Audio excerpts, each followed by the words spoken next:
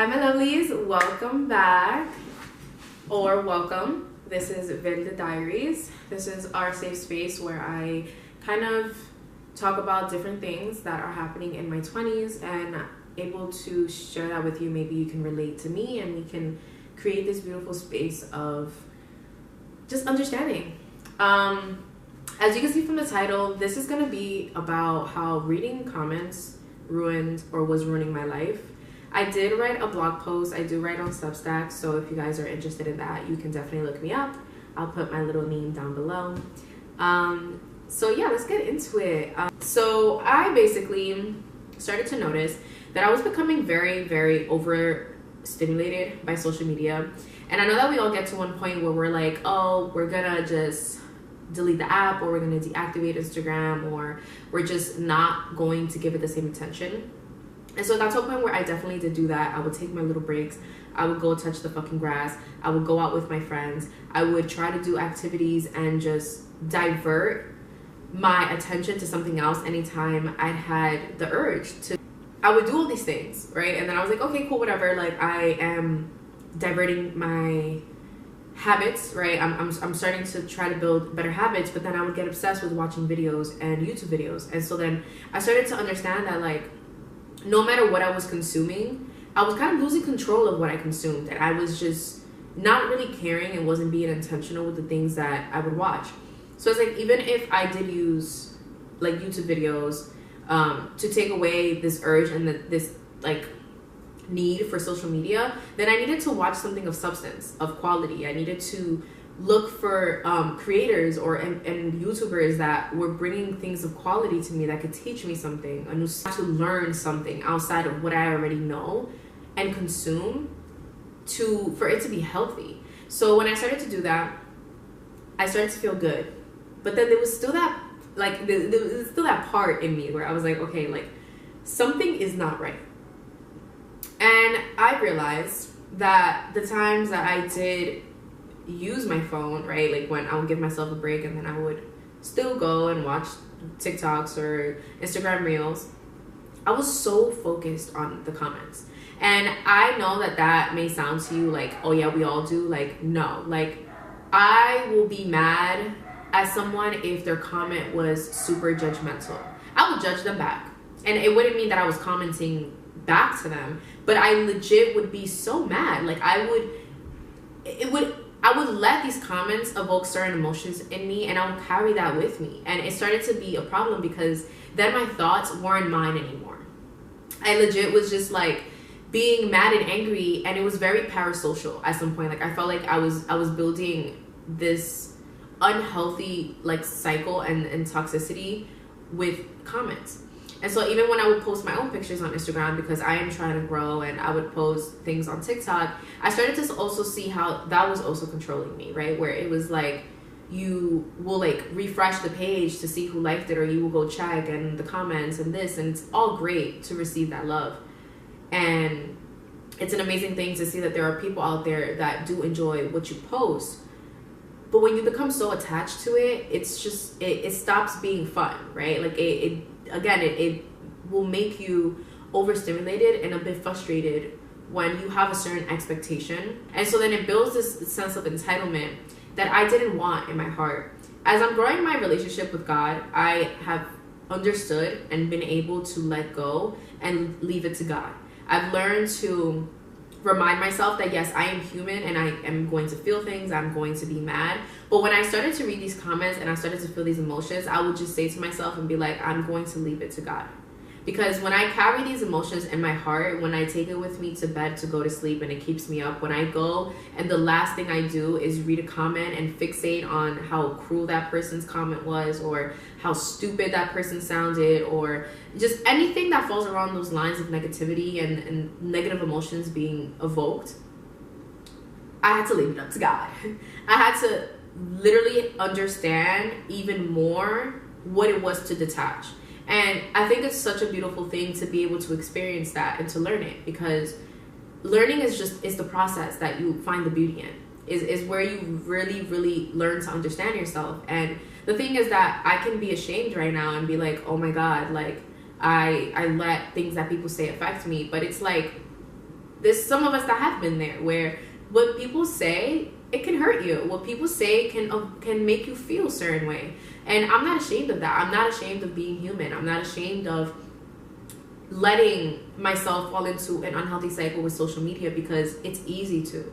It's easy to scroll. It's easy to get a dopamine high. It's easy to just not give a fuck about like yourself and the quality of things that you are consuming. And so it started to be a thing where I started to make a list. So instead of kind of like being mean to myself and putting myself in a cycle of shame, I told myself, I was like, it's okay, like it happens, right? And then you kind of do things, right? Like now it's like you make this list, cool, whatever, but now it's actually doing. And so even me recording and doing these videos is part of letting, like having less screen time and less like interaction with comments and things of that nature. Like even when I post, I tend to just not even look at it for hours, because I want to be able to detach from that perspective that I am entitled to something, or that I am gonna be sad because you guys are not commenting and liking, or no one is seeing my stuff. Like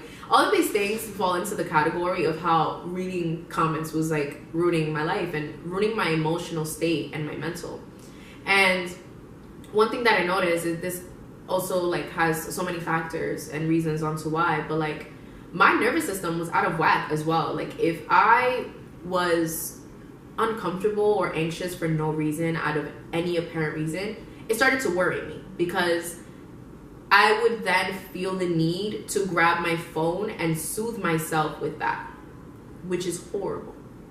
Like, because then that becomes your coping mechanism, right? When you open an app, when you kind of escape, you use that. And so then I started to say, well, if I'm using that to escape, what else can I substitute it for? Or what things I can substitute it for to escape in a good, healthy way where I'm being rewarded as well. And that's the next thing of it, where it's like, it's not only about how the comments were ruining my life, but it's also how you fix it. Like if you have a problem, or if you have something that, an addiction of some sort, it doesn't always have to be substances. Like it can literally be addicted to social media, addicted to pornography, addicted to certain things. What can you do to substitute it in a healthy manner that helps you escape and evoke the same emotion?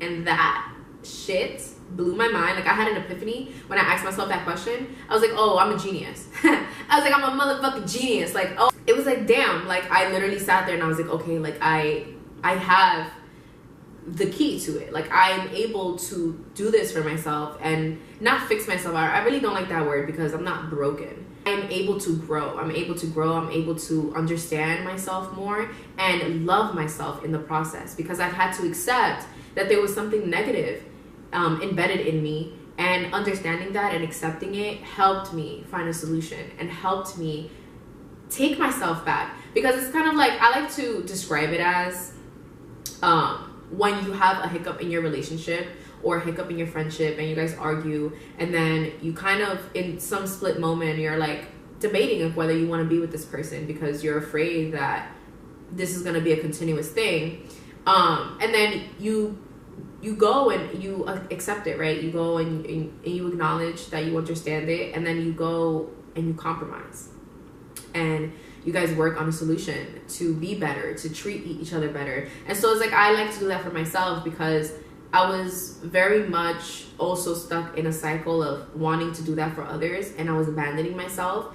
And I had to understand that in order for me to be the person that I aspire to be, I have to accept myself. I have to go back to myself every time. I have to argue with myself. I have to understand myself. And sometimes you can even see yourself as multiple people, because you're like, okay, well, in this moment, I'm this specific person. I'm feeling this specific emotion. But right now, when I'm observing it, I'm a different person. And I'm a person that's understanding. I'm a person that's considerate. I'm a person that's thoughtful. So all of these things were just like fucking mind-blowing. Like I was like, oh my God, I have to share this. I was like, I have to share this to the people that don't watch. I have to share this to the camera, because I was like, wow, like that is really what I needed all along. I was going to start reading dark romance novels again for the dopamine high. So I love to read a lot. Back in like 2022, 21, I bought a Kindle. I think I read like 20 books in a year. A lot of books. I gave a lot of my time. And they were all dark romance. I had to become truthful with myself, and I understood that I love that genre. I love being able to escape. Again, so if I use my phone and social media to escape, what was a good way for me to escape? And so I kind of thought back, and I was like, well, my screen time back in like 3 years ago was very minimal, and it was because of that. The girls that know, if you get it, you get it, okay? The second one was playing an audiobook as I sleep. And then I put in parentheses that it can be about something you want to become better at. So I would literally listen to one of my favorite authors, audiobooks that I listen to of all time. Her name is Florence Scovel Shinn. Probably have heard about her. They use her books to talk a lot about manifestation. I use her books to really focus on the aspects of being the person that you want to become. So like the qualities that she states and the things that you practice in doing. And she was very much a spiritual teacher, but she also spoke a lot about God and being able to trust in God and understanding that the things that come to you always has to do with the things that you feel about yourself and the people that you aspire to have in your life. I started watching a lot of travel vlogs to the cities that I want to travel for the year. And the vlogs that I would watch would be very not aesthetically pleasing. They're very vlog, lo-fi kind of like videos. I love them to be that way because it really shows community and friendship and authenticity. And so it also helps me be this, like, to really dig in and be true to myself. So I love to watch people that kind of just, like, you can tell that they like turn on the camera, didn't really edit that crazy. There's nothing, like, no extra high-end, like, expert level editing. It's really much of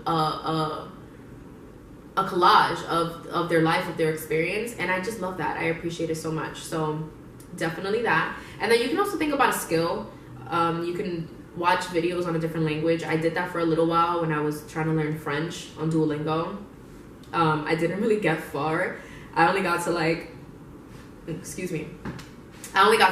really learn Je m'appelle Rachel, excusez-moi, like things like that.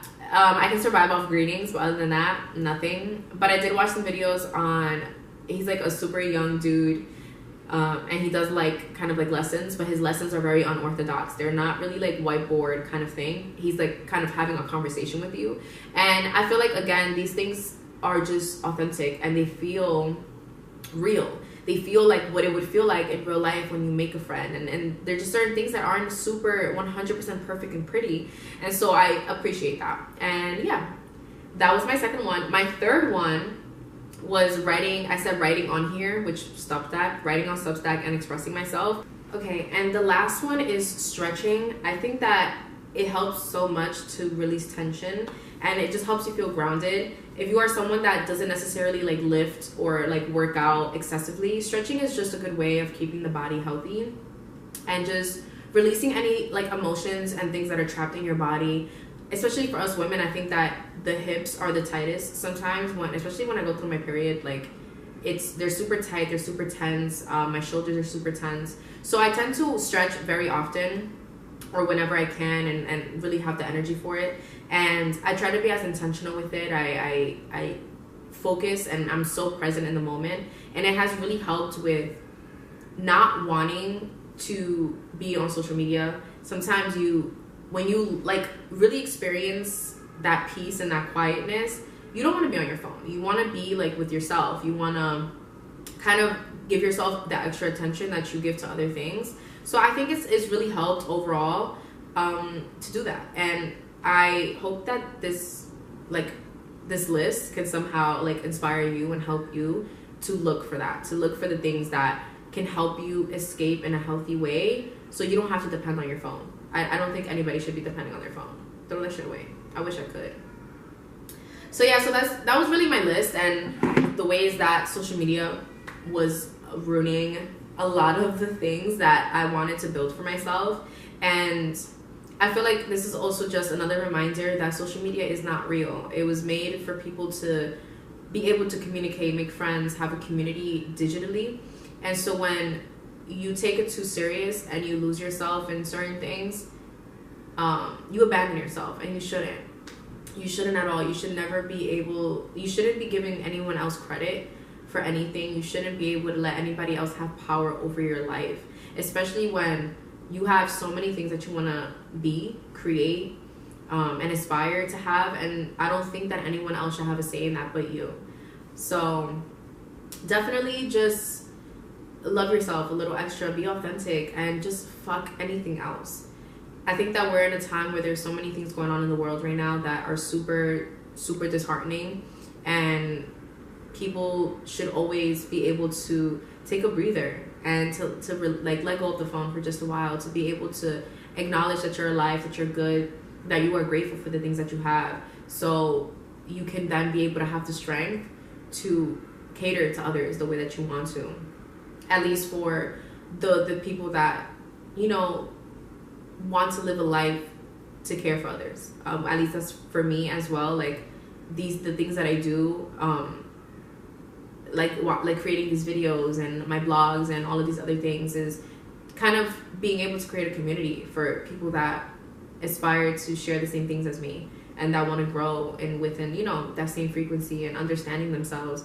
So definitely stop reading the comments like I did. Yeah. Okay, well, I love you. I hope you guys enjoyed this video, and I hope that you guys are back for any new ones.